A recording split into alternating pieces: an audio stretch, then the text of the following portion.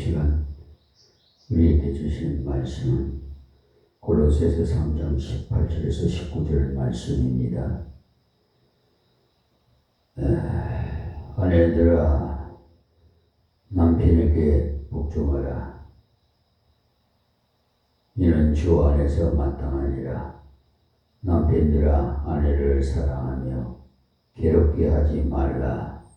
아멘. 앞에서 말씀드린 대로 골로새서는 1장과 2장이 교리편이고 3장과 4장이 생활편으로 되어 있습니다. 1장과 2장을 한마디로 말하면 그리스도는 우리의 전부다. 그리스도로 말미암아 창조가 되었고 그리스도로 말미암아 유지도 되고 그리스도로 말미암아 앞으로 주님이 다시 오셔서 모든 것을 완성하신다는 겁니다.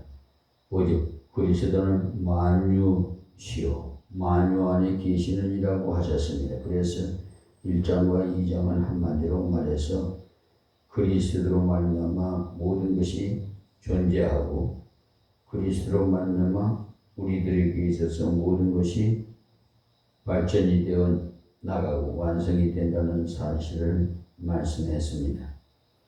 3장에 들어가면서 이제 그러한 그리스도를 믿는 우리가 어떻게 살아야 하겠느냐? 거기서는 위의 것을 찾으라. 땅의 것을 생각하지 말라고 하셨어요.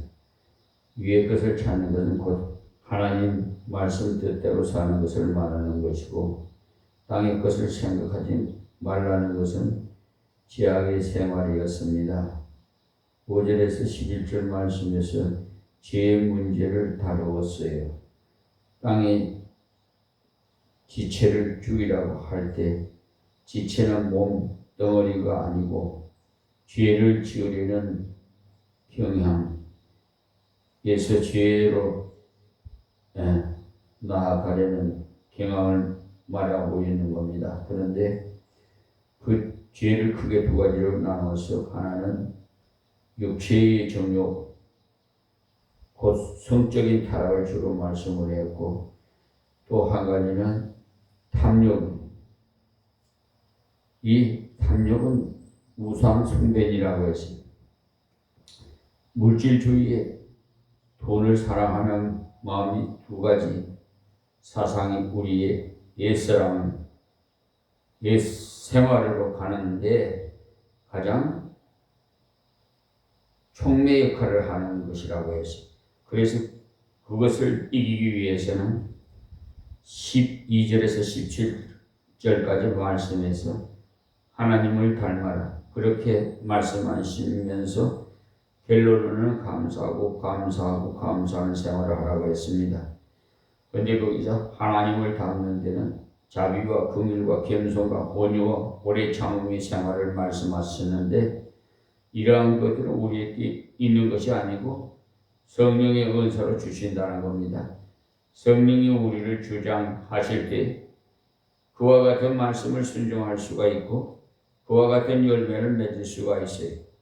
이렇게 할 때 만족을 가지게 되고 이 만족을 가지게 되니 감사가 나오는데 그 다음에 18절부터 시작하는 것은 위의 것을 생각하고 땅의 것을 생각하지 않는 실제적인 방법이 뭐냐? 땅의 것은 육체의 정욕이고 땅의 것은 물질의 탐욕이라고 했습니다. 육체의 정욕을 이기는 길은 육체의 정욕은 죽어라 해서 죽는 것이 아닙니다. 하나님께서 우리에게 육체를 주실 때는 합당하게 올바르게 써서 아버지를 영화롭게 하라고 주셨어요. 올바른 가정을 가져야 한다는 겁니다. 고린도전서 7장 1절에 보시면 너희 쓴 말에 대하여는 남자가 여자를 가까이 아니함이 좋으나 음행의 연고는 남자마다 자기 아내를 두고 여자마다 자기 남편을 두라고 하셨어요.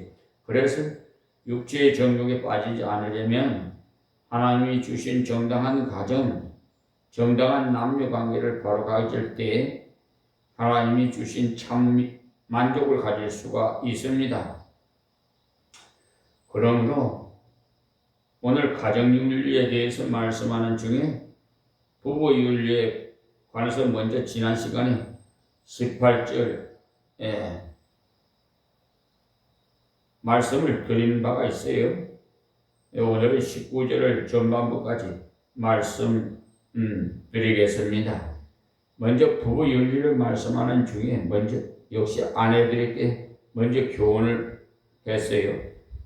아내들이 예수로 말미암아 격상된 지위가 더 남자들보다 폭이 크기 때문에 여자들 원래 많은 짓밟힘을 받다가 복음이 들어가는 곳마다 여성의 지위가 올라가요. 그래서 어떤 사람들이 잘못 생각을 해가 이제는 남자와 여자가 똑같다는 생각을 가지게 되면서 가정에서 질서를 무시하는 질서를 무시하는 경향이 생기기 때문에 이 가정 윤리, 부부 윤리를 말할 때는 항상 아내들을 먼저 말하고 또 말을 많이 합니다. 여기서는 공평하게 한 절씩밖에 말을 하지 않았는데 베드로 전서에는 아내에 관해서는 몇 절이나 기록을 하고 남편에 관해서는 한 절만 기록을 했어요. 베드로전서 3장 1절에서 7절까지요. 참고하세요. 그리고 에베소서는 아내에 대해서는 3절을 소개하고 남편에 대해서는 많이 기록했어요. 에베소서 5장 22절에서 33절까지요. 이 골로새서는 공평하게 아내도 한 절, 남편도 한 절로 공평하게 기록이 되어 있습니다.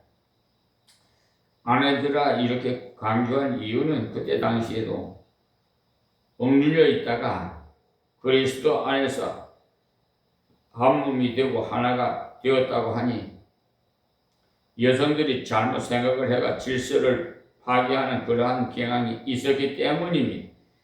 초대교회 때나 지금 현 교회나 별다른 것이 없어요.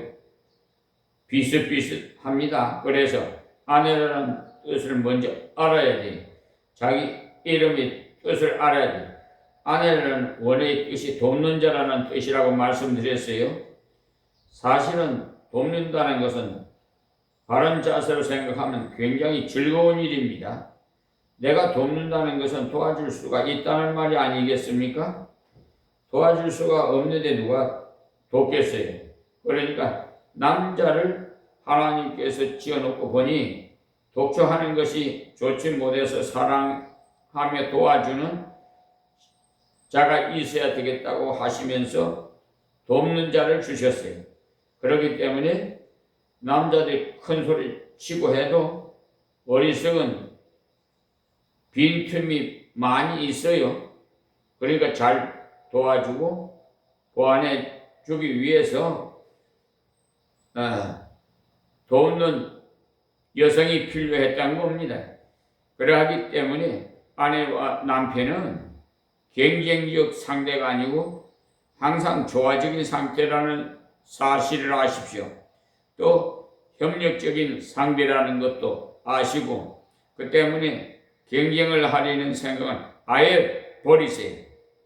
하나님께서 경쟁하려고 부부를 주시지 않았기 때문에 경쟁을 하라는 것은 상당히 어리석은 생각이에요. 그래서 아내라는 이름의 뜻을 먼저 알아야 되겠다는 겁니다. 그리고 남편을 돕는 방법이 뭐냐 하면 순종, 복종하는 겁니다. 그런데 왜 복종을 해야 되느냐 하면 하나님께서 그렇게 지으셨기 때문에 순종해야 돼. 다른 이유는 없어요. 머리가 남자가 더 좋으냐? 아닙니다. 머리가 여자보다 더 좋기 때문에 그러니까 머리가 여자보다 더 좋기 때문에 순종하는 것이 아니에요. 대통령이 우리나라에서 IQ가 제일 높은 것이 아닙니다. 교회에서 목사가 IQ가 제일 높고 공부를 제일 많이 한 사람이 아닙니다. 하나님이 주신 신령한 질서이기 때문에 지도자로 모시는 겁니다. 이 질서는 파괴되면은 평화가 파괴되고 조화가 파괴돼요. 그 때문에 직장에서나 어디에서나 질서를 먼저 지켜야 돼요. 그래서 질서를 지키기 위해서는 권리를 양보하고 의무를 철저히 지켜야 된다고 했어요. 권리는 포기할 수 있어도 의무는 포기할 수 없습니다. 투표를 할 때 기권을 할 수는 있습니다만은 세금은 꼭 내야 돼요. 의무는 꼭 지켜야 됩니다. 사실 어떤 의미에서 권리를 많이 절제할 때 다른 사람들에게 유익을 끼치고 부드러움을 줘요. 그 때문에 하나님께서 여성들에게 요구하신 것은 복종하라. 그것이 남자를 돕는 것이다 라고 합니다. 그러니까 남편이 하는 일에 대해서 죄 짓는 일이 아니고서는 다 따라가고 순종을 하라는 겁니다. 여러분들이 잘 아는 미국의 유명한 자동차 왕인 헨리 포드가 처음에는 기계를 만지는 기사였어요. 농부의 아들인데도 회사에서 퇴근을 하면 집에 헛간에 들어가서 기계를 계속 주물럭거리며 만졌어요. 자기 부모는 공장에 다니는 것으로 만족을 하지 뭐 때문에 밤 11시까지 계속 기계를 만져대는지 답답해했어요. 동네 사람들은 말하기를 저 아이가 어릴 때는 공부도 잘하더니 이제 무엇이 될는지 모르겠다고 합니다. 집에 와서 생활을 오직 헛간에서 기계를 만지는 것이 전부였어요. 그런데 헨리 포드의 부인만이 항상 같이 헛간에서 밤이 깊도록 격려를 해주며 등을 두드려 주는 것입니다. 그래서 드디어 자동차를 만들어 밖에서 달리니까 동네 사람들이 모두 놀랐어요. 그래서 세계적인 자동차 왕이 되었는데요. 어떤 사람이 듣기를 당신은 죽었다가 다시 살아난다면 무엇을 하며 누구와 살면 좋겠습니까? 라고 물으니까 나는 죽었다가 다시 살아나도 지금 우리 집사람과 같이 사는 것이 소원이지 다른 소원은 없다고 아주 소박한 소원을 말했어요. 그러니 단 한 사람인 아내가 계속 밀어주었기 때문에 3년 만에 큰 발명을 해냈어요. 그것은 자기 재능이 아니라 그 아내의 내주로 말미암아 이루어진 겁니다. 그러니까 하나님 말씀대로 복종하는 것이 결국은 자기의 성공이었어요. 그러니 남편을 돕는 길은 복종하는 것이라는 말입니다. 이 말씀을 듣고는 나도 복종해야 되겠다고 아무리 인간적인 노력을 해도 잘 안 돼요. 에베소서 5장에 보시면은 그리스도와 교회와의 관계라고 결론에 말씀하는데요. 그러니까 예수님께 대한 태도가 남편에 대한 태도로 변해져야만이 이것이 이루어진다는 거예요. 예수님께 예 순종하겠습니다 했으면은 예수님께서 그렇게 하라고 명하셨으니 그렇게 순종을 해야 된다는 겁니다. 우리 내가 잘 아는 우리 민병희 권사님의 그 손주가 신영이라고 그 우리 김민희 자매의 그 아들인데 어려서 자동차를 같이 이제 신방을 가든지 어디 갈 때 같이 그 신영이를 데리고 가요. 그래 외손주지요? 데려가는데 그 어린 그 신영이가 그때 한 4살이나 5살 정도 됐을까?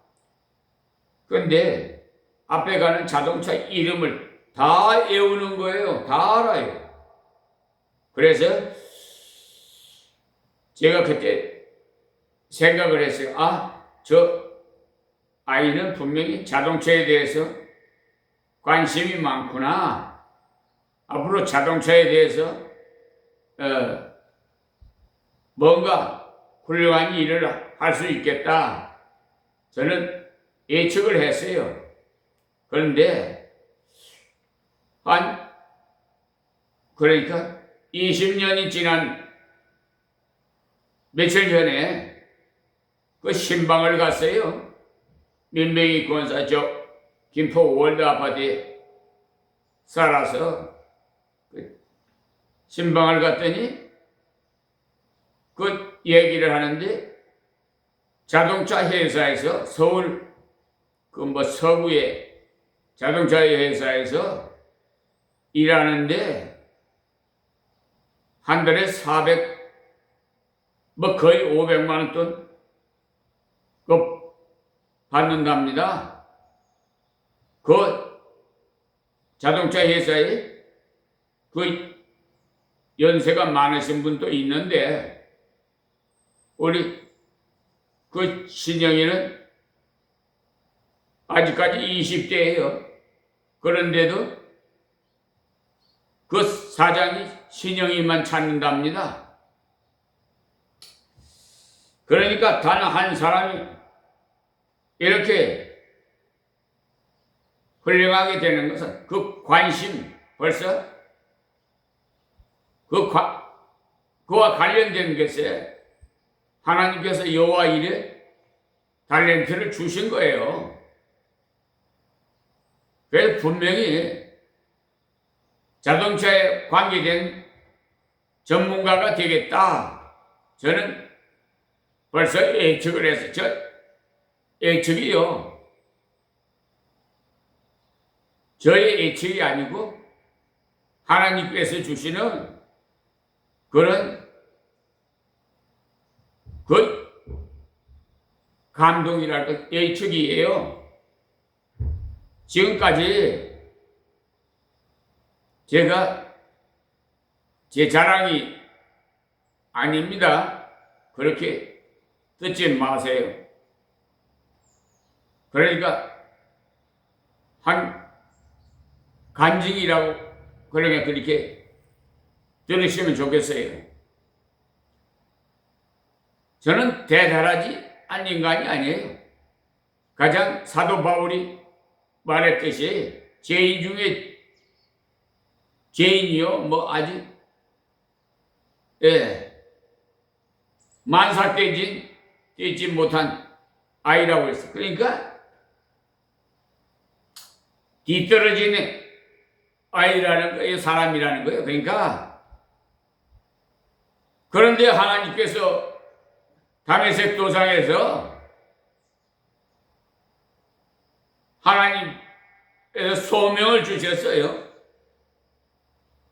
그러므로 인해서 아시아의 성부에 살아서 아마 사도 바울처럼 그렇게 하나님의 일을 훌륭하게 감당한 분은 성경에서 좀 찾기가 힘들어요. 신약 성경에 보면 사도 바울이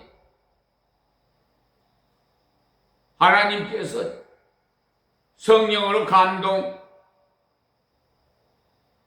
주셔서 기록한 성경책이 66권 중에 13권이나 돼요. 그런 대단하지요? 그러니까 단 한 사람이 아내가 계속 밀어줬기 때문에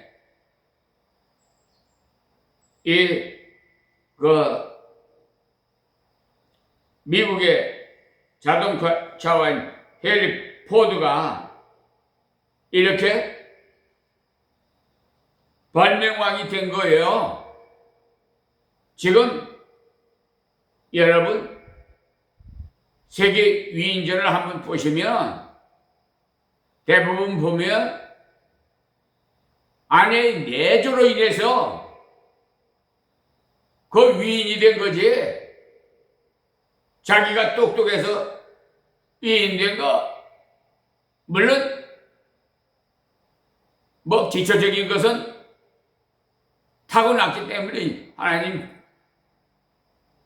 창조하심으로써 피조물로 예정된 대로 지원받았기 때문에 그렇습니다만 그것을 돕는 자 아내가 없다면 내조가 없었다면 그렇게 훌륭한 위인이 될 수가 없어요. 우리 교단에서도 훌륭한 목사님은요, 사모님의 그 내조가 있기 때문에 그런 거지. 그래서 목회는 목사님이 50%라면 사모님의 역할이 50%라고 나는 50%가 넘다고 나는 생각해요. 그런데 대부분 보면 선교사는 결혼을 안 하고 사도 바울처럼 선교지로 갈 수가 있어요. 저 어행제를 만든 박충원 목사는 그 어느 교회 뭐 맡아서 좀 해달라고 하는데 한다고 나한테 문자가 왔는데 계속 하느냐고 하니까 이제 선교사로 나가야 된다고 그러더라고요. 그러니까 거기서 못하고, 그래서 달란트가 다 다르기 때문에 아무리 목회를 하고 싶어도 하나님으로부터 달란트를 받지 못하면 못해요. 여러분, 그리고 목사 사모가 없다고 목회를 포기하시는 분이 있는데, 목회는요 하나님이 하시는 것이지 목사가 하는 것이 아니에요. 그것을 제대로 알면은 사모가 없다고 목회를 포기한다는 것은 조금 잘못됐다고 생각합니다. 저는 한번 결정을 하면은 끝장을 보는 그런 성격을 가진 분이에요, 내가. 그래서 세상적으로 40년 동안 사업을 하면서도 내가 해야 되겠다 하는 일은요, 끝까지 끝을 봤어요. 그리고 그 고집을 하나님께서 사용하시기 위해 저를 만 40세에 소명하신 거예요. 아브라함은 80세에 불렀지만 모세도 80세에 불렀죠. 그래서 제가 참 어리석게도 십자가 지라고 해서 하나님께 그랬지요. 아니, 부르시려면 한 20, 30대라 부르시지 지금 불러서 어디다가 쓰시려고 그럽니까? 제가 기도를 했더니 내가 아브라함보다 나이가 많냐? 모세보다 나이가 많냐? 그렇게 말씀하시는 거예요. 그래서 제가 유구무원 아주 말도 못하고 부끄러워서 하나님 앞에 잘못했다고 회개하고 아멘 했어요. 그리고 그때 깊은 산 속에 가서 금식 기도할 때 그렇게 소명을 했기 때문에 아멘하고 하산을 하니까 완전히 탄탄대로로 고속도로로 만들어 주셨어요. 저는 그 신비한 체험을 계속 오늘날까지 날마다 하고 있어요. 정말 저도 깜짝깜짝 놀래요. 없는 것을 있게 하시고 있는 것도요 없게도 하시는 분이에요. 깨닫게 하기 위해서. 그러니 한 사람의 아내가 계속 밀어줬기 때문에 이 미국의 헨리 포드라는 분이 그 농부의 아들이 자동차 발명의 왕이 됐어요. 에베소서 5장에 보면 그리스도와 교회와의 관계라고 결론에 말씀하는데, 그러니까 예수님께 대한 태도가 남편에 대한 태도로 변해져야만이 이것이 이루어진다. 이 말씀을 드리는 거예요. 예수님께 예 순종하겠습니다 했으면은 예수님께서 그렇게 하라고 명하셨으니까 그렇게 순종을 해야 된다는 거죠. 그러므로 신앙에서 우러나올 순종해야지 그렇지 않으면 그 순종이 오래 가지 못해요. 이것을 어떤 기간을 정해서 내가 실험을 해보고 결정을 지우는 것이 아니고 절대적인 진리입니다. 이것이 그 효과는 평생을 요합니다. 스스로 순종을 해야지 억지로 죽어 지낸다는 것은 사람이 비참해지는 겁니다. 그래서 잠언은 가정론을 가장 많이 가르친 성경인데요. 잠언 31장에서 결론 짓기를 가장 지혜로운 삶이 결론이 무엇이냐 하면 현숙한 여인을 얼마나 그러니까 귀하게 여겼는지 현숙한 여인을 얻어서 사는 것이 제일 지혜로운 삶이라고 했어요. 남편 되시는 여러분, 이런 현숙한 여인과 만나 사시면 여러분 가정에 웃음꽃이, 기쁨이, 평안이, 감사가 저절로 우러나와요. 잠언서 31장 10절을 또 보면은요, 이것이 잠언의 결론이 되는데, 누가 현숙한 여인을 찾아 얻겠느냐? 그 값은 진주보다 더하니라 그랬어요. 그러나 현숙한 여인을 얻어서 사는 것이 어떤 땅의 것을 다 얻는 것보다 더 낫다 이 말씀이에요. 그런데 그 현숙한 여인은 어떤 여인이냐? 결론은 29절에 보면 덕행 있는 여자가 많으나 그대는 여러 여자보다 뛰어난다 하느니라. 고운 것도 거짓되고 아름다운 것도 헛되나 오직 여호와를 경외하는 여자는 칭찬을 받을 것이라.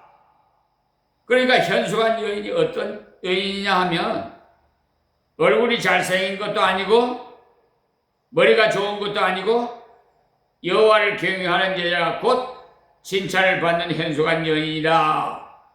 이제 아시겠습니까? 그런데 그 현숙한 여인의 삶이 어떠하느냐? 11절부터 한번 보겠어요. 그런 자의 남편의 마음은 그를 믿나니 사람이 핀절치 아니하겠으며, 그러니까 남편이 믿어준다는 거예요. 그렇습니다. 남편이 아내를 어떻게 할 때 믿어주느냐? 순종을 잘할 때 믿어줘요.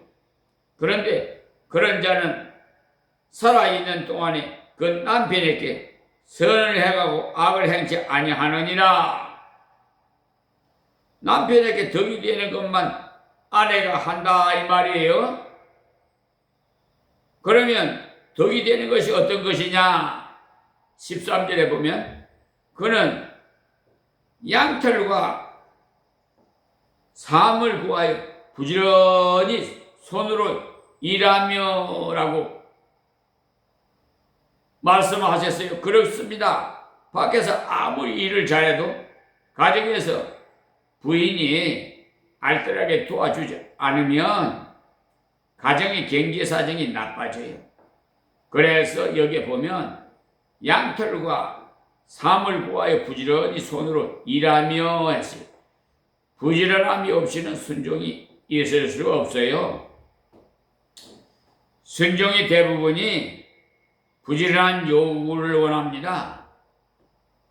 그러나 요사이는 세상 문명이 발달돼 가지고 모두 인스턴트 시대가 돼서 제품이 다 만들어져 있어서 재봉틀이 별로 필요 없고 아무것도 필요 않다고 하는데, 그렇게 하면 일이 되지 않아요. 처녀가 시집을 가려면은 바느질도 배우고 재봉틀도 만져서 떨어진 것도 손질을 할 줄 알아야 되지. 그런데 세계에서 제일 낭비를 잘하는 나라가 미국이고 다음이 한국이라는 사실을 알아야 됩니다.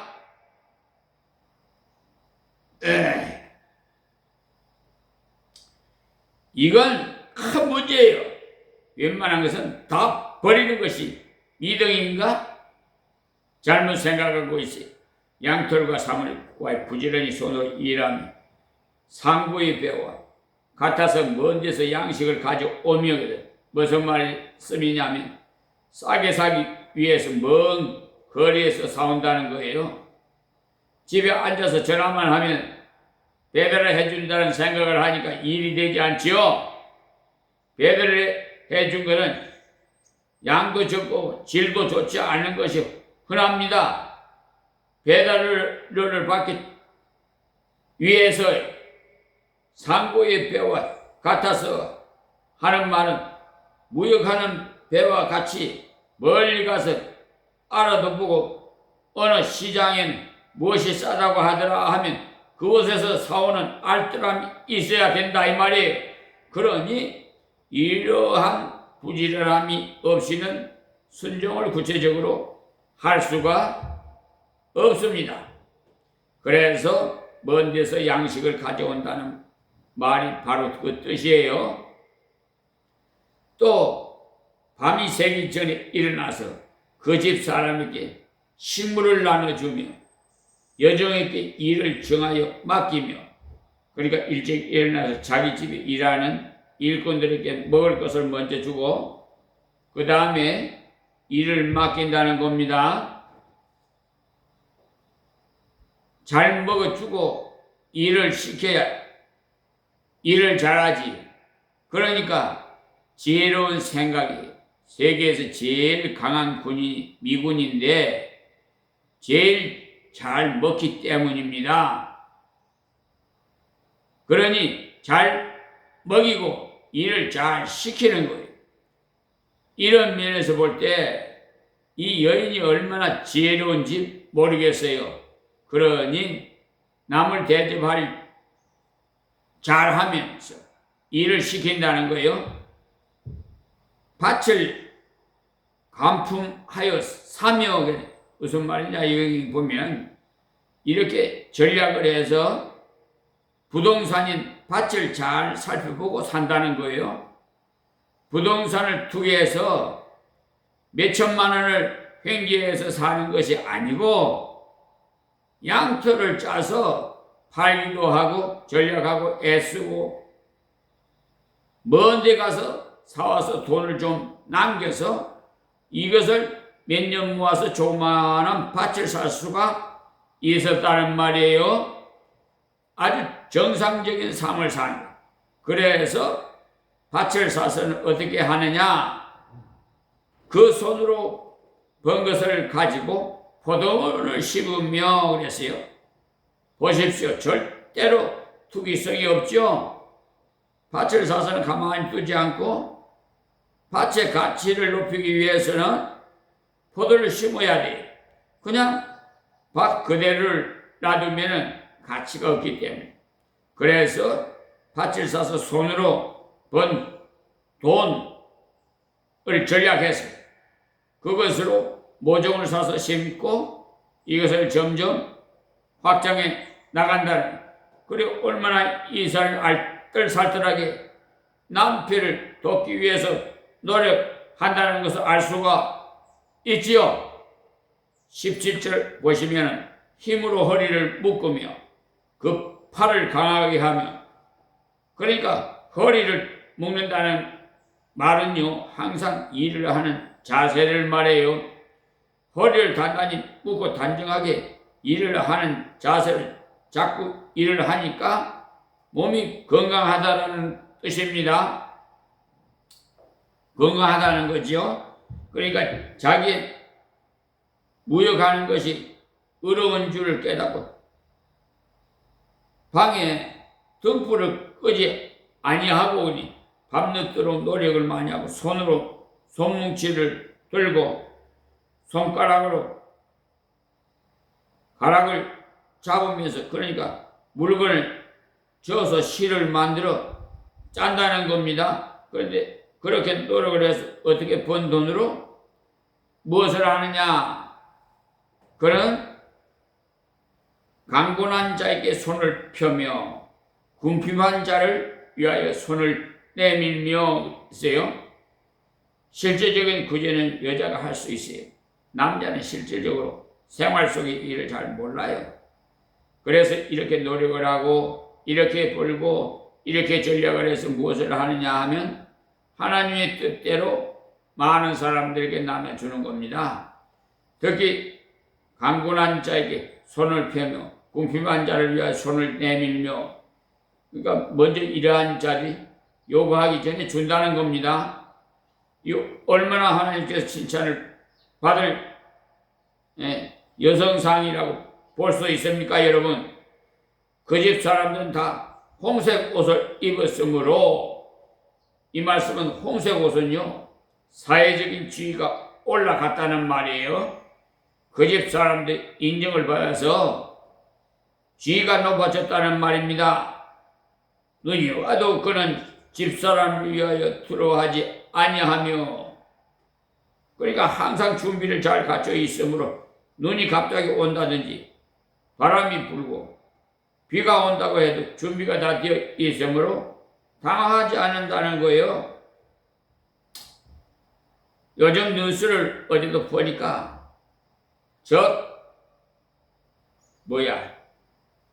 경남 지방에 호우가 쏟아졌는데 몇백 년 만에 그렇게 많이 왔다고 하는데, 그래서 그냥 많은 그 피해가 발생한 것이 뉴스에 나와요.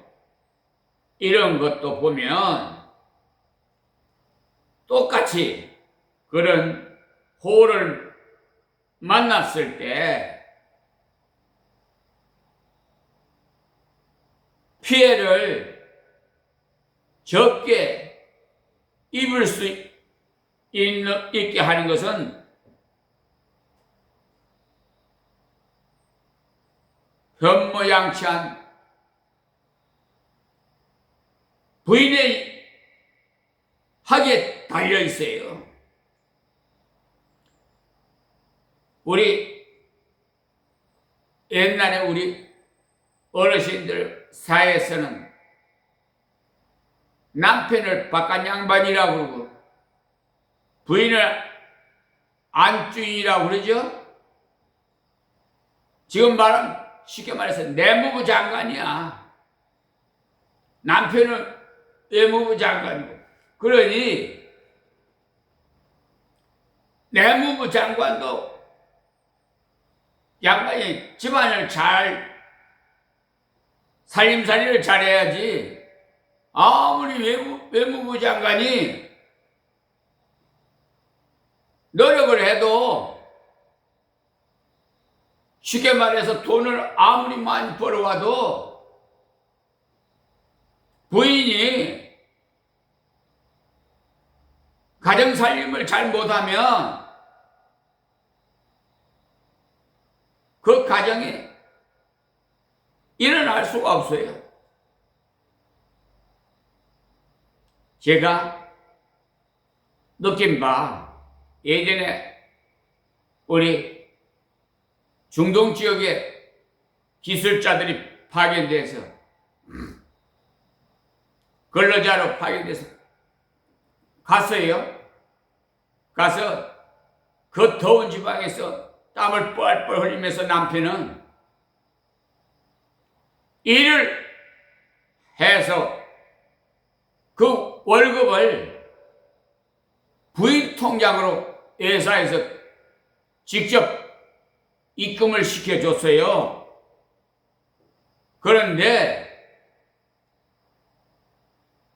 정말 현모양처한 부인은 그 피땀 흘려 번 남편의 그 월급을 받아들고 얼마나 감격했겠어요.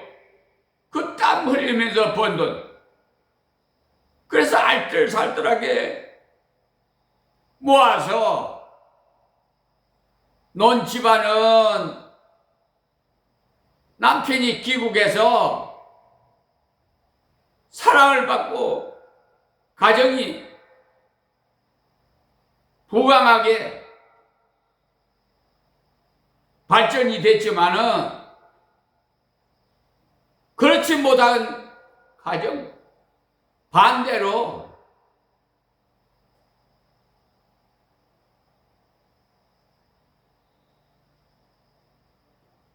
말씀에도 성경 말씀에도 있지만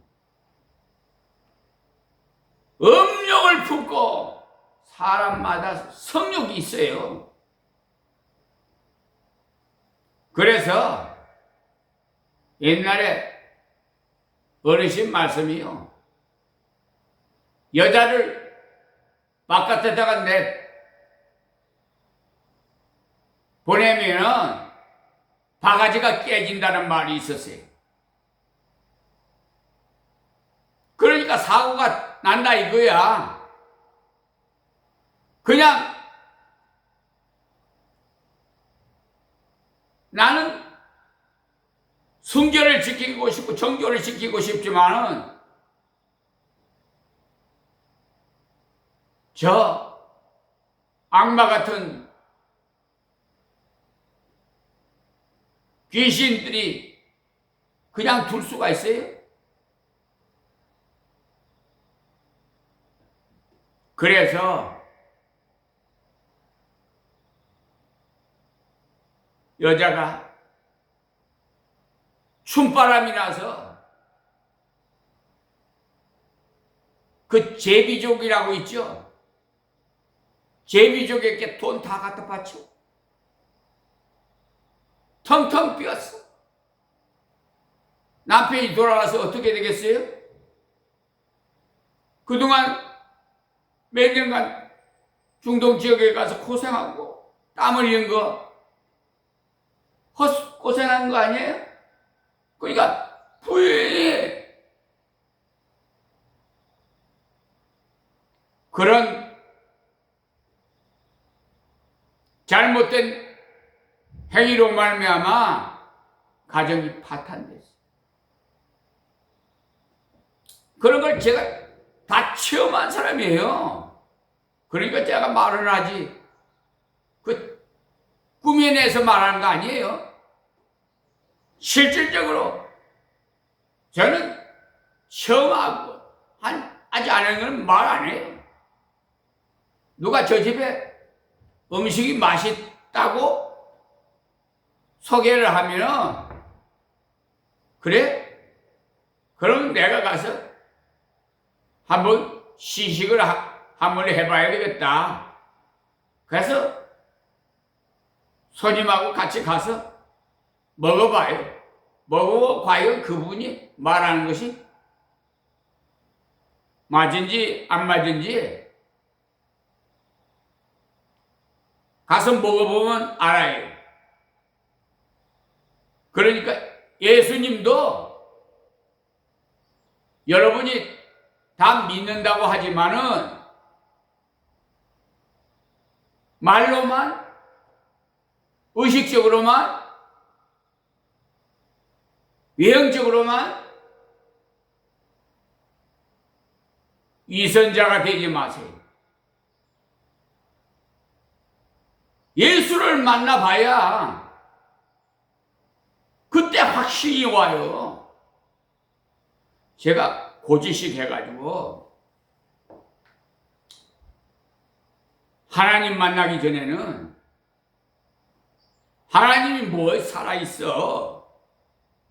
저는 그렇게 좀 고지식한 사람이었어요. 그런데 그 마음을 아시는 분도 하나님이시요. 그러니까 저한테는 도마처럼 확실하게 살아계신 예수님을 만나게 해주셨어요. 할렐루야. 그래서 오늘날까지 사람 보지 않아요. 저는 오직 예수님만 바라보고 우리 아버지 하나님 영광을 위해서 이 몸 바쳐 주의 일을 하고 있습니다, 여러분. 그러므로 저를 괴롭히는 자는 하나님께서 그냥 안 두시더라고. 진노하셔서 여러분 가정에 자녀들이 어디 가서 매 맞고 있다든지 한다면은 여러분들 어떻게 합니까? 그 아들, 딸을 괴롭힌 자를 찾아서 혼을 내주지요. 다시는 그렇게 하지 말라고 경고도 하고. 그렇죠? 그와 똑같아요. 하나님께서 저는 하나님의 기름 부은 선지자 목사지만은 하나님의 아들로 인치셨어요. 아들은 그 부모의 상속을 받는 자예요. 그러는 위치에 있는 아들을 건드렸다, 괴롭혔다, 근심을 줬다. 그 하나님 가만히 계시겠어요? 우리 아버지가? 당장 진노에 불이 떨어집니다. 그래서 생명까지 앗아가 버리더라고요. 난 그 얼마나 두려운지 몰라요.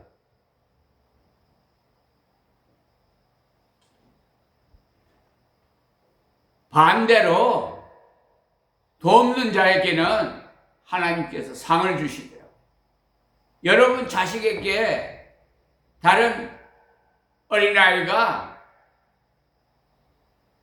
선물을 주면 부모님이 그냥 보고 있겠어요? 그 아들에게 칭찬해 주지 않겠어요? 상도 주고. 그 봉 잘못하면 응징이 뒤따른다는 거예요. 지금 빛과 소금의 역할을 감당하러 현장에 직접 나가서 지금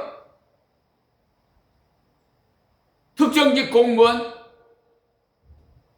판검사, 사법경찰, 전국적으로 다 전국에 있는 하나님이 가라는 곳마다 가서 다 저는 하나님께서 맡긴 일을 수행하고 있어요. 제가 돈이 필요해서, 하나님이 돈이 필요해서 아니에요. 손해배상 청구하니까 뭐 돈에 미쳤나? 저 목사님 그렇게 생각할는지 모르지만 저는 돈이 목적이 아니라 그 불의한 법관을 척결하기 위해서 그 손해배상을 청구하는 거예요. 무슨 말씀인지 잘 이해가 안 되실는지 모르겠지만은, 자, 그만 조연도를 해놓고요. 그래서 아내들의 역할이 남편보다 더 귀중하다. 결론은 그래요. 그러니까 잠언서에 이렇게 눈이 와도 그의 집사람을 위하여 두려워하지 아니하며 항상 준비를 잘 갖춰 있어. 눈이 갑자기 온다든지 바람이 불고 비가 온다고 해도 준비가 다 돼 있으면 당하지 않는다는 거예요. 또 그는 자기를 위하여 아름다운 방석을 지으며 세마포와 자색 옷을 입으며, 이 말씀은 자기 자신도 단정하게 꾸밀 줄을 안다는 거예요. 여성은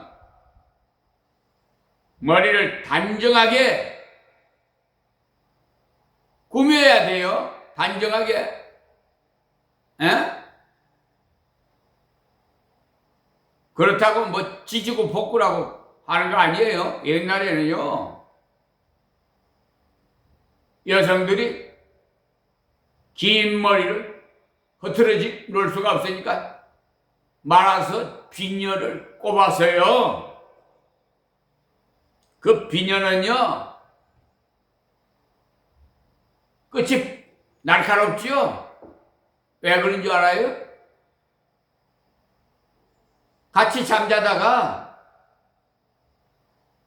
갑자기 생명이 끊어졌을 때 그 비닐을 뽑아서 찔러서 피를 뽑는 거예요. 혈관이 멈추면 사람이 죽는 거예요. 다 우리 조상들이 지혜가 참 많아.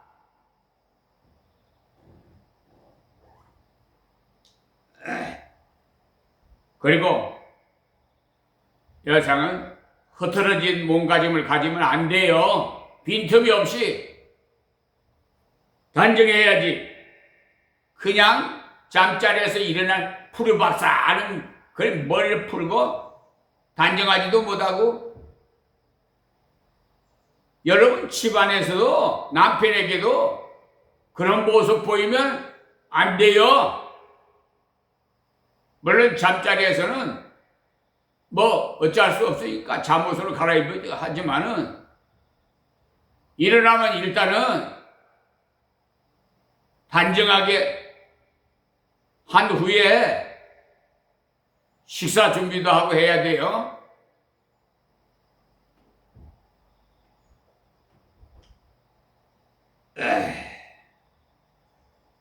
예쁘게 단정하게 자기의 채무도 가진다는 것을 잊어서는 안 됩니다. 어떤 사람은 말하기 나는 부지런히 일을 하느라고 머리도 빗지 않고 세수도 하지 않고 화장을 하지 않는 것이 정상인 줄 알고 있지만 아주 잘못된 생각이에요. 자기가 하나님이요. 그러니까 아무리 부지런히 일을 해도요, 자기를 위해서 아름다운 방석을 지으며 그랬어요. 그러니까 자기를 아담하게 단정해야 한다. 그 말씀이에 또 세마포란 그 당시로 말하면 고급 여름 옷입니다. 우리나라로 말하면 1등 모시인 한산 모시와 같은 종류예요. 자색 옷을 입으며 이 말도 자기가 그러니까 여자 존귀한 자가 되었다는 말이에요. 이렇게 자기를 단정할 줄도 알아야 되죠. 이 말씀을 보니까 보통 어지간히 부지런하지 않고는 할 수가 없어요. 그래서 누구나 부지런한 것은 절대로 후회를 하지 않습니다. 지난 시간 또 말씀드렸습니다만 지나가 보면 결과는 이렇구나 저렇구나 하는 것이 나와요.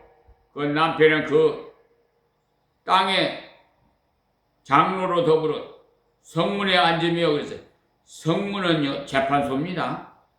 재판소에서 배심원이 되었다는 말이에요.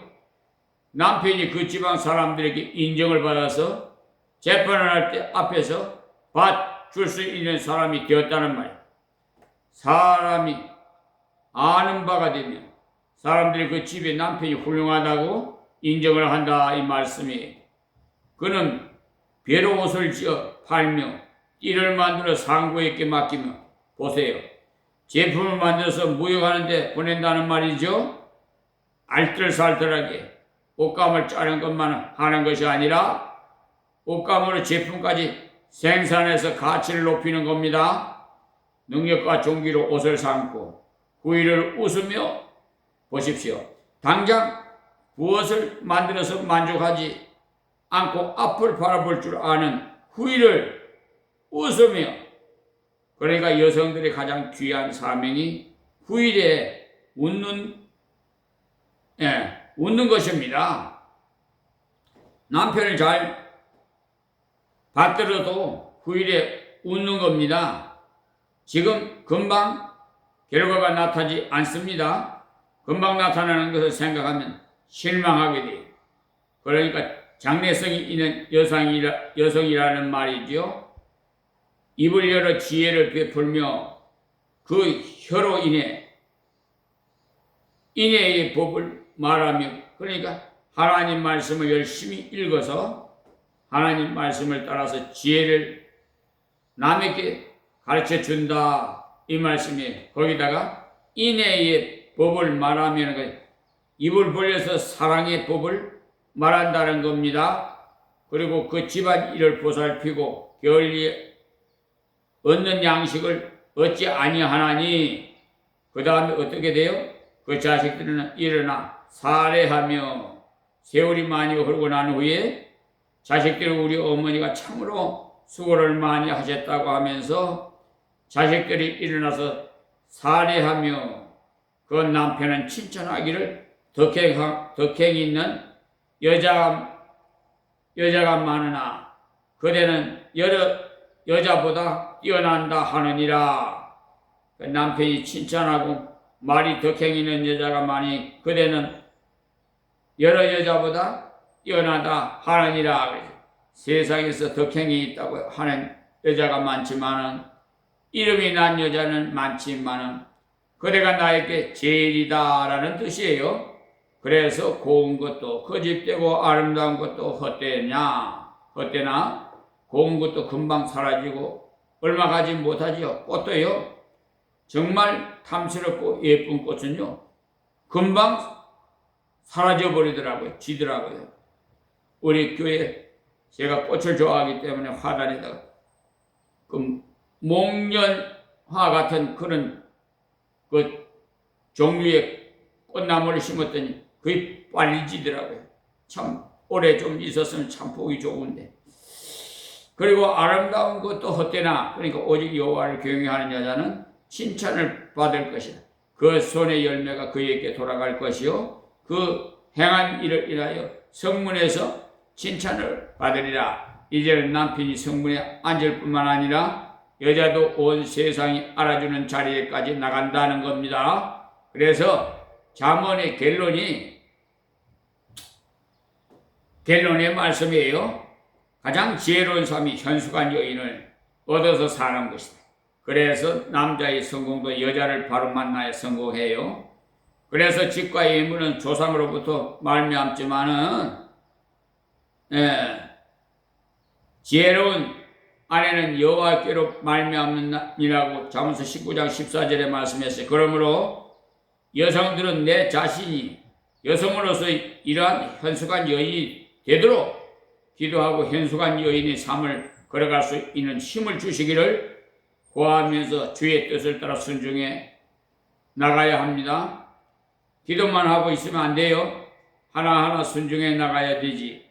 가끔 실수를 할 때도 있고 부족할 수도 있어요. 그러나 그때 다시 회개하고 일어나면 됩니다. 한꺼번에 이런 일이 일어나지 않아요. 아브라함이 아내 사라가 처음에는 아브라함께 진실한 부인이 아니었어요. 자기가 첩을 정해서 아이를 갖도록 자꾸만 충동질을 하고는 막상 첩이 아이를 가지고 나서 마구 대항을 하니까 당신이 이 수치를 당하는 것이 마땅하다고 자기 남편에게 손가락질을 하면서 달려들었어요. 그러나 나중에는 자기 남편을 주라고 칭했습니다. 그러니 오랜 세월에 많이 깎여지고 순종하게 된 것이지요. 그래서 결국은 현숙한 여인으로서의 표상이 되었습니다. 그의 딸이 되었느니라고 해서 참으로 현숙한 여인의 표상이 되었어요. 다음은 남편들에게 가겠습니다. 아내들아 남편에게 복종하라. 이는 주 안에서 마땅히 그렇게 해야만 예수님이 원하시는 일로서 당연하고 그래야만이 질서가 선다는 말이죠. 그리고 남편들아 아내를 사랑하여라고 했어요. 그런데 사랑을 어떻게 해야 되느냐 하는 것이 에베소서 5장 25절에 보시면 나와 있어요. 거기를 보시면 남편들아 아내 사랑하기를 그리스도께서 교회를 사랑하시고 위하여 자신을 주심같이 하라. 이 한 절만 해도 여성들의 모든 순종을 통한 수고를 다 갖고도 남습니다. 남편들에게 아내를 사랑하라고 하셨는데 그러면 어떻게 사랑을 하라는 것인가? 그리스도께서 교회를 사랑하시고 위하여 자신을 주심같이 하라 그랬어요. 예수님이 교회를 사랑하신 것 같이 사랑하라는 거예요. 그러니 예수님의 사랑은 능동적인 사랑입니다. 무슨 말이냐? 우리가 잘했을 때, 예쁠 때, 말을 잘 들을 때 사랑한 것이 아니고 우리가 죄인 되었을 때 그가 우리를 먼저 사랑하셨죠. 여러분들이 새벽기도 잘하고 찬송을 잘 부를 때 사랑하는 것이 아니고 죄인 되어서 멸망받을 수밖에 없을 때 예수께서 우리를 사랑하셨어요. 그래서 남편이 아내를 보고 저렇게 말도 순종하지 않는데 어떻게 사랑을 해주느냐? 항상 아파서 누워있는데 어떻게 사랑을 해주느냐? 그런 식으로 생각하는 것이 아니라는 겁니다. 능동적인 사랑이어야 돼. 그러니까 여자가 잘하고 못하고 또는 인물이 잘생기고 못생기고 그런 것을 사랑한다는 것은 사랑이 아니고 장사를 하는 거예요. 장사. 아내가 잘해주니까 남편이 잘해주는 것은 누구나 다 할 수 있어요. 그렇기 때문에 이 사람은 인간의 재주와 사람의 그 결심으로 못한다는 겁니다. 하나님의 은혜를 받고 하나님의 성령의 은사를 받아서만이 감당할 수가 있어요. 그래서 상대방 조건을 보지 말라는 거예요. 자신이 보기 굉장히 좋아 보이는 다른 부부도 그 가정에 들어가 보면 별 것이 아니에요. 다른 사람 보는 가운데 누가 큰 소리치고 싸우겠습니까? 그러나 그 가정에 들어가 보면 몰래 속을 썩이는 일이 많아요. 그러니까 누구를 비교해 보지 마시고 조건을 보지 마시고 능동적인 사랑을 해야 돼요.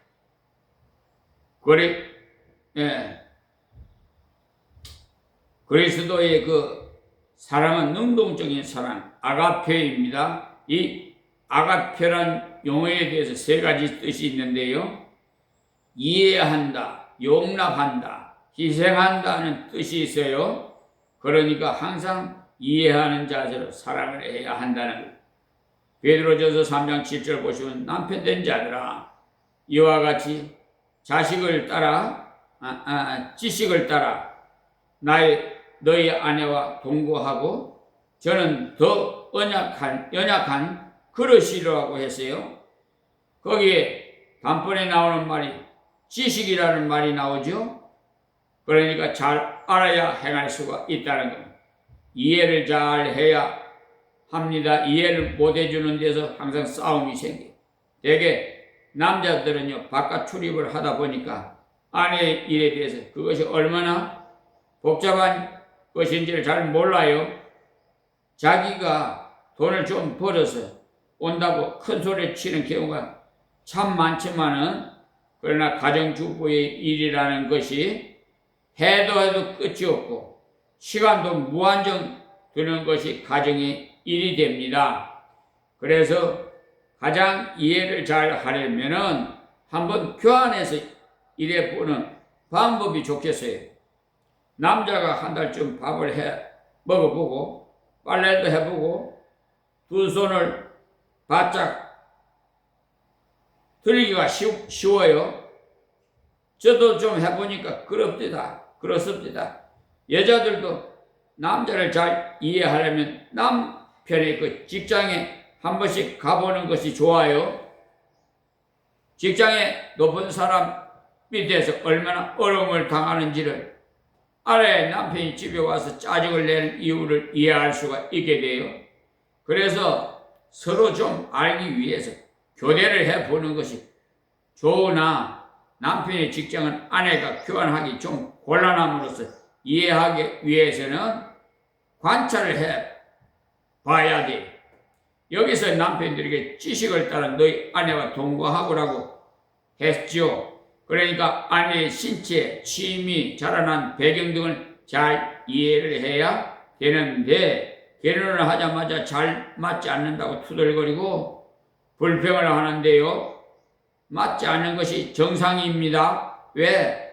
다른 환경에서 서로가 한 30년 따로 살아왔는데 금방 딱 맞는다면 그것이 비정상이지요.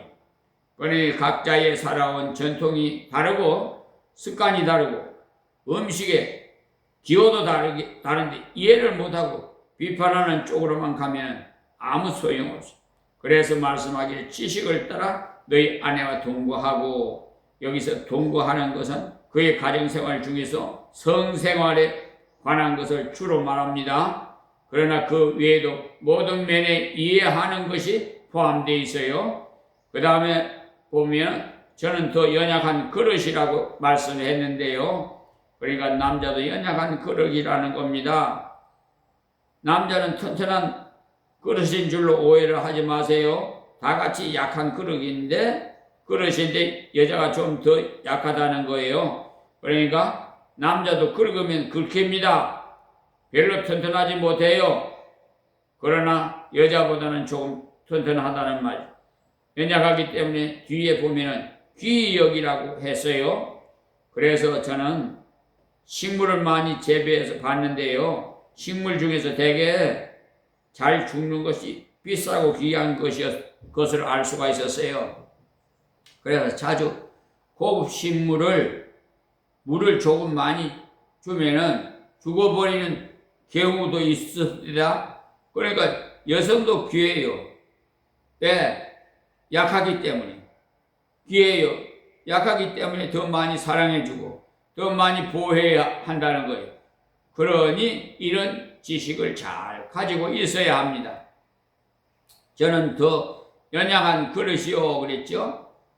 이 말은요, 내가 더 많이 희생을 해야 된다, 이 말씀이에요. 우리 한국 옛날의 전통적 풍습으로 여자들을 보면 아이를 업고 물동이를 이고 있는데 남자는 혼자서 걸어가요.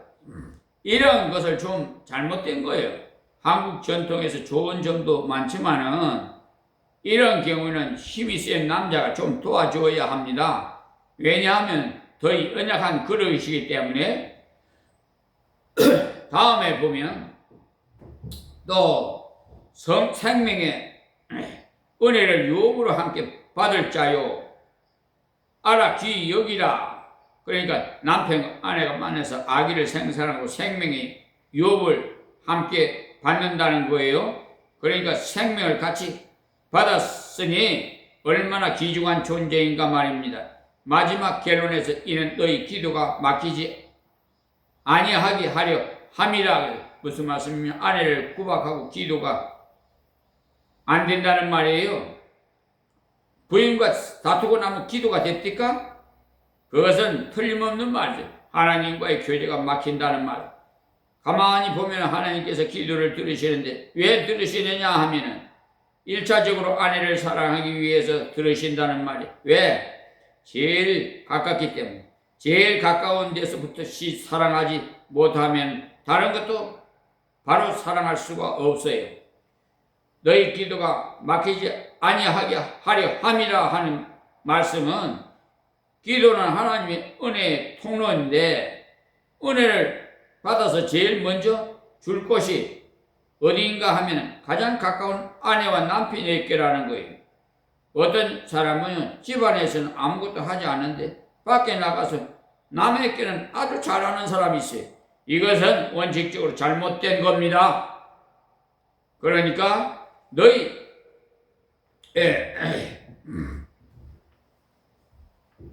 기도가 막히지 아니하게 하려 함이라 하는 말씀은 남자뿐만 아니라 여자도 마찬가지.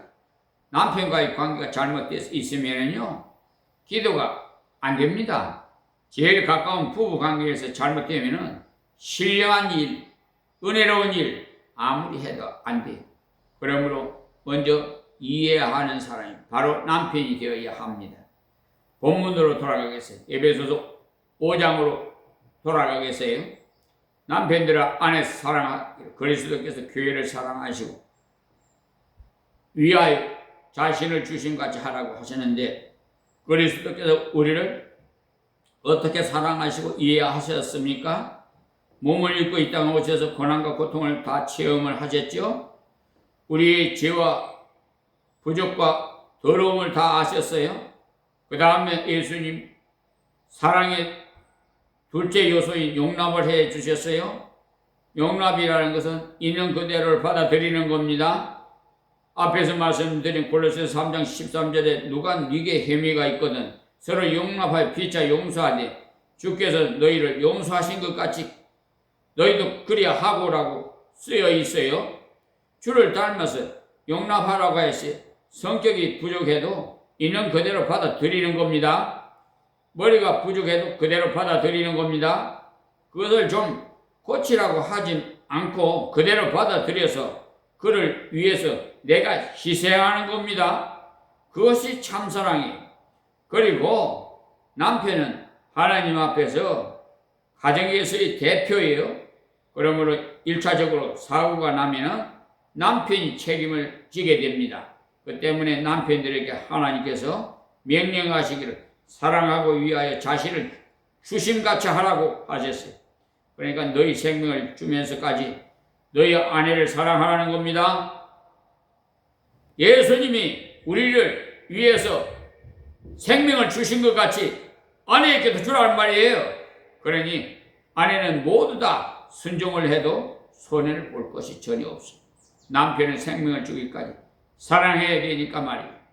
그리고 에베소서 5장 26절에서 이는 곧 물로 씻어 말씀으로 깨끗하게 하사 거룩하게 하시고 자기 앞에 영광스러운 교회로 세우사 티남 주름 잡힌 것이나 이런 것들이 없이 거룩하고 흠이 없게 하려 하심이라고 했어요. 예수님께서 십자가에 돌아가셔서 우리를 위해 하신 일이 무엇이냐 하면 티나 주름 잡힌 것이나 이런 것들이 없이 아주 아름다운 모습으로 나타나게 하기 위해서입니다. 사실은 남편에게 사랑을 많이 받은 사람은 정말 사람들이 볼 때 티가 주름 잡힌 것이 없는 환하고 아름다운 모습이에요. 전에 한번 소개한 이야기가 있습니다만은 신약의 그 생활 원리라는 그 책인데 한 번은 이 책을 쓰신 분이 그 목사님이 장로이신 친구분의 가정을 방문하게 되는데 결혼을 했다고 말하기에 이 친구도 훌륭하기 때문에 아내도 훌륭하고 예쁜 잘생긴 아내와 맞춰 결혼을 했을 걸로 기대하고 그 아내를 소개받아 보니까 형편없이 못생긴 아내였어요. 그런데 그 남편 되는 분이 아내 소개를 하는데 나의 사랑하는 나의 아름다운 여자라고 찬사를 하면서 소개를 하는 거예요. 별로 예쁘지도 않은 여자를 보고 왜 저렇게 찬사를 하는지 의아해하면서 한 5년이 흐르고 나서 만나보니까 그 여인이 정말 사랑스럽고 아름다운 모습으로 변해버린 것이었습니다. 항상 아름답고 사랑스러운 말을 듣고 살았으니 그 사랑이 속에서 우러나오는 만족미와 지성미와 인품에서 흐르는 참 아름다움이 있더라는 걸 그래서 깨닫기를 사랑을 받으니까 인격도 변하고 얼굴도 변하더라고 기록을 해놓은 것을 읽어봤어요. 사랑할 때 인간이 변해요. 비평할 때 인간이 일그러져요. 계속 비판을 하면요 아무리 훌륭한 사람도 일그러집니다. 얼굴이 아름다운 여인이 결혼 후에 남편에게 구박을 계속 받으면 얼굴이 일그러져요.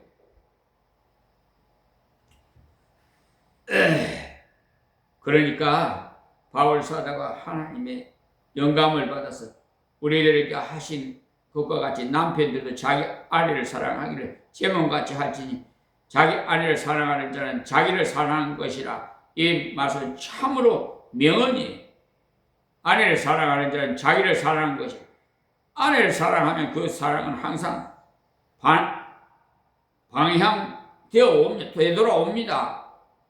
사랑은요 대상을 요구하기 때문에 돌아오게 돼 있어요. 그러므로 올바르게 희생하면서 사랑하면요 그 사랑이 되돌아와요. 그렇기 때문에 결국은 자기를 사랑하는 것입니다. 물론 아내와 남편은 한 몸이라 의미에서 자기를 사랑한다는 뜻입니다. 그러나 실제로는 자기 그 사랑이 들어오게 돼 있습니다.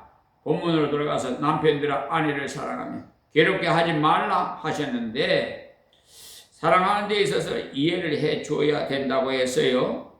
그리고 용납해 줘야 된다고 했어요. 그리고 이제 희생을 해야 한다고 했어요. 그리고 그렇게 사랑을 하고 괴롭게 하지 말라는 말로 하면서 기쁘게 하라는 말입니다. 우리 한국에서는 부모님들 중에는 흔히 이런 말이에요. 너는 네 아내에게 빠져서 이런 말을 해요. 아주 잘못된 말이에요. 그러면 아내를 사랑해야지 미워하라는 말입니까? 분명히 성경에 결혼을 할 때는 부모를 떠나 이렇게 되어 있어요. 그 후에는 부모에게 독립하는 겁니다. 그러므로 우리는 자식들이 자기 아내를 사랑하고 아내를 괴롭게 하지 않고 아내를 위해서 희생하고 사랑하는 것을 보고 오히려 칭찬을 해줘야 됩니다. 그것이 하나님이 가르치신 부부의 도리로서 합당하게 하는 것이라고 밀어주어야 합니다. 그래야만이 복된 가정을 이루게 되는 것이죠. 흔히 독자를 둔 부모님들은요, 독자를 너무나 사랑하다가 결혼 후에 아들이 자기 아내를 사랑하게 되니까 그것을 미워합니다. 그것은 상식 이하의 일이에요. 그것은 그 아들을 망치는 거예요. 여기서 괴롭게 하지 말라는, 기쁘게 해 주어라는 말인데, 아내를 기쁘게 하는 것이 절대로 잘못된 것이 아니에요. 아주 정상이에요. 아내를 기쁘게 하는 방법 중에 하나가 무엇이냐 하면, 그러니까 남편의 정절을 끝까지 잘 지키는 거예요. 다른 외도를 하지 말고, 다른 어떤 것이 있어도 정절을 끝까지 지키지 못하고 다른 곳에 가서 엉뚱한 짓을 하고 엉뚱한 사람과 좋아하면 아무 일도 되지 않아요. 그 가정은 파탄돼요. 그래서 말라기 2장 13절에 16절 말씀을 읽어보시면, 너희는 이르기를 어찌미니까 하는도다. 이는 너와 너희 어려서 취한 아내 사이에서 여호와께서 일찍이 증거하셨음을 이남이니라. 그는 내 짝이요 너와 맹약한 아내로되 네가 그에게 괴사를 행하도다. 여호와의 영이 유효하실지라도 오직 하나를 짓지 아니하셨느냐? 어찌하여 하나만 지으셨느냐? 이는 경건한 자손을 얻고자 하심이니라. 그러므로 내 심령을 삼가 지켜 어려서 취한 아내에게 괴사를 행치 말지니라. 말라기 시대에 하나님의 심판이 임하는 큰 이유 중에 하나가 어려서부터 얻은 아내를 버린 것이 큰 죄라고 해서, 하나님의 영은 유효하실지라도 하나를 짓지 아니하셨느냐라고 했죠. 왜 하나를 지으셨어요? 경건한 후손을 남기기 위해서 하나를 지으셨다고 했어요. 무슨 말이에요? 아담은 하나 짓고 난 후에 하나님께서 얼마든지 여자를 5명이라도 지어줄 수도 있으시다는 말이에요. 그러나 왜 하나를 지으셨는가 하면은 일남일녀 경건한 후손을 얻기 위함이라는 겁니다. 그러니까 하나님의 법은요, 일남일녀예요.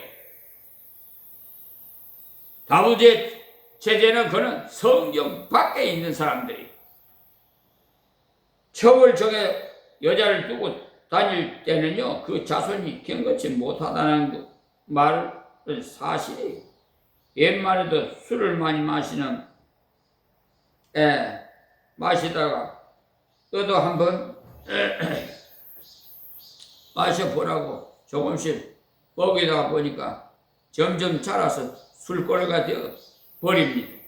또 첩을 잘 정하는 집 자손들이 첩을 잘 정한다는 겁니다. 그것은 아이들이 말보다 행동을 더 잘 배우기 때문에.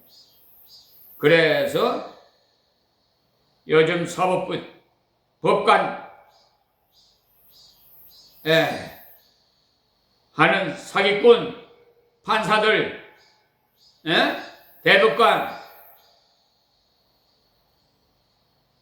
여러분들은 당연히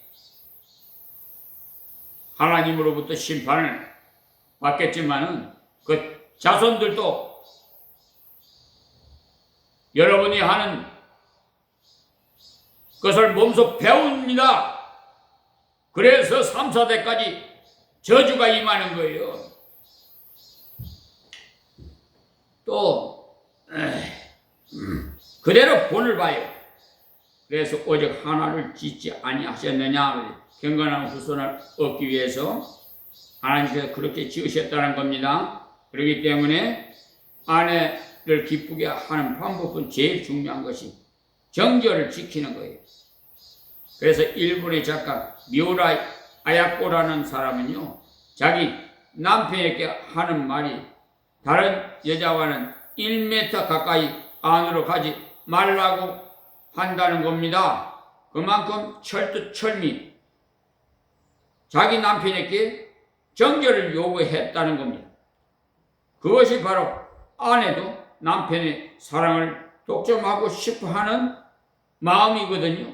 이것이 정상이에요. 그것이 말라기 2장 13절에서 16절까지 말씀에서 보여주는 아내를 사랑하고 기쁘게 하는 방법 중에 하나인 겁니다.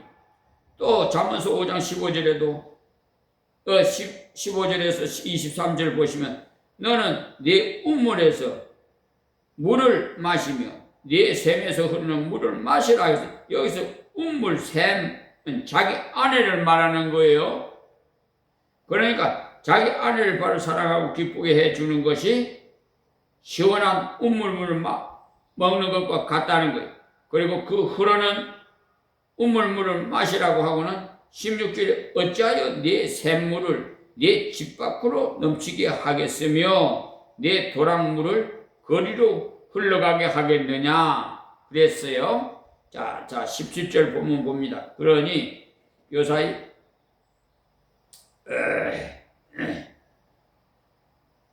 17절에 그 물을 네게만 있게 하고 타인으로 더불어 그것을 나누지 말라 그랬어요. 그러니까 요사이 아내를 교환한다는 그런 나쁜 풍조는 아주 잘못된 범죄인 거예요. 자기 아내를 타인으로 더불어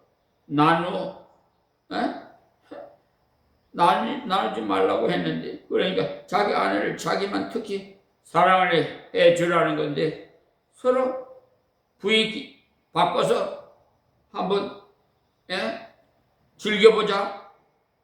아이고 참 더러운 인간들. 그래서 18절에 네 샘으로 복되게 하라. 네가 젊어서 취한 아내를 즐거워하라. 19절에는 그는 사랑스러운 암사슴 같고 아름다운 암노루 같으니 너는 그 품을 항상 족하게 여기면 그 사랑을 항상 연모하라 그랬어. 20절에도 내 아들아 어찌하여 음녀를 연모하겠으며 어찌하여 이방 계집의 가슴을 안겠느냐. 21절에 대저 사람의 길은 여호와의 눈 앞에 있나니 그가 그 모든 길을 평탄케 하시느니라. 그러니까 올바른 가정생활을 할 때에 하나님께서 그 모든 말을 평탄케 하신다고 하였어요. 그렇지 않을 때는 심판을 받습니다. 22절에 악인은 자기 악에 걸리며 그 죄 중에 메인이 나니. 23절에 그는 훈계를 받지 아니함을 인하여 죽겠고 미련함이 많음을 인하여 혼미하게 되느니라. 전부 이 말씀이 연결이 되는 말씀입니다. 결혼 생활에서 순결을 제대로 올바르게 지키지 아니하는 남자는 그만큼 고통을 당한다는 사실을 아십시오. 평강이 사라진다는 것을 말씀하셨어요. 그래서 이 정결에 대해서 우리나라에서는 특히 여자에게는 정결을 많이 요구하고 남자에게는 남자니까 정결을 적당히 해도 된다는 경향으로 흘러오는데, 그래서 옛날에는 선비가 기생집에서 나와도 별 흠이 아니라는 아주 잘못된 사상을 가지고 있었어요. 성경은 분명히 말씀하시기를 그 물을 4개만 있게 하고 타인으로 더불어 그것을 나누지 말라고 했어요. 그러니까 남편들에게 사랑하라, 희생하라, 특별히 강조합니다. 이 하나님 말씀을 따라서 우리는 부부 윤리를 바르게 감당해 나가기 위해서 인간인 나의 힘으로는, 사람의 재주로는 이것이 감당할 수가 없어요. 누가 자기 남편을 주님처럼 순종할 수 있으면 누가 자기 아내를 예수님께서 교회를 위해서 희생할 것처럼 예수 그리스도처럼 희생할 수가 있겠어요? 감당할 수가 없습니다. 그렇기 때문에 이것을 위해서는 주님과의 관계가, 하나님과의 관계가 계속 올바르게 유지되어 있을 때에만 일어날 수가 있습니다. 그래서 가정생활에서 불의 파업이 일어날 때 내가 하나님과 관계에 잘못됨이 없는지를 먼저 살펴보십시오. 하나님 말씀을 순종하지 아니하고 하나님의 뜻대로 봉사하지 아니하는 길로 계속 가다가 보면 가장 가까운 생활에서부터 규율이 깨어집니다. 그러니 신앙의 부패가 생활의 부패를 가져온다는 사실 때문에 오늘 우리는 이 부부 윤리를 통해서 하나님과의 관계를 더 확인해 나가야만 하나님의 사랑을 할 수가 있지, 그렇지 않고 하나님의 사랑을 할 수가 없습니다. 이 말씀을 기억하시고 우리는 하나님 말씀, 올바른 부부관을 가져서 하나님이 주시는 참 만족한 가정의 삶을 누려서 이웃 가정에서 복음의 증거의 귀한 통로가 될 수 있도록 해야겠어요. 이웃에 있는 교회에 잘 다니는 집의 아내가 남편에게 잘 순종을 하니까 안 믿는 남편이 자기 아내들 당신도 교회에 나가라고 하면서 자기도 그러한 아내를 갖고 싶다고 하는 겁니다. 그래서 복음 전파에 상당히 도움이 되는 것을 알 수 있어요. 그와 반대로 예수를 믿는다는 아내가 항상 집을 비워두고 돌아다니고 하니까 그런 부인을 따라서 자기 아내가 교회에 갔다 오면 야단이 나요. 너도 그 여자와 같이 뒤에서 버리면 어떻게 하려느냐는 것. 그러므로 우리는 정상적인 가정생활을 올바르게 하는 부부간을 바로 가질 때 복음 전파에 큰 역할을 한다는 것도 잊어서는 안 됩니다. 그리고 우리 각자의 가정을 지킬 수 있고 가정에서 참 만족을 누릴 수가 있습니다. 기도의 1차적인 처음이 가정에서부터 일어납니다. 무엇보다도 기도는 자기를 위해 먼저 기도하고 그 다음에 가족을 위해서도 기도하고 다른 누구를 위해서 먼저 기도하겠습니까? 그것이 바로 되기 위해서는 하나님과의 관계가 바로 되어서면 부부와의 관계도 바로 되어지는 것이 정상 이루어지는 겁니다. 결혼을 해서 하지 아니하는 분들은요, 성경적인 올바른 결혼을 하기 위해서 기도하고 준비하십시오. 하나님 뜻 있는 배필을 주시옵소서 하고, 부모님 입장에 있는 분들은 자기의 자녀가 그러한 올바른 가정을 가지기 위해서 기도해 주십시오. 결혼한 자녀들 가진 부모님은 특별히 남편이나 아내 된 자들을 개별적으로 불러놓고 잘 일깨워 줘야 돼요. 성경 디도서 2장 3절에서 5절 말씀을 읽어보시면은 여자들이 다른 것을 못 가르치는데 가르칠 수 있는 것이 하나가 있어요.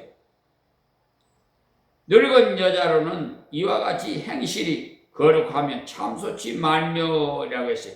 남의 말을 많이 하면 안 된다는 겁니다. 말이 많은 사람은 교훈에도 권위가 없거든요.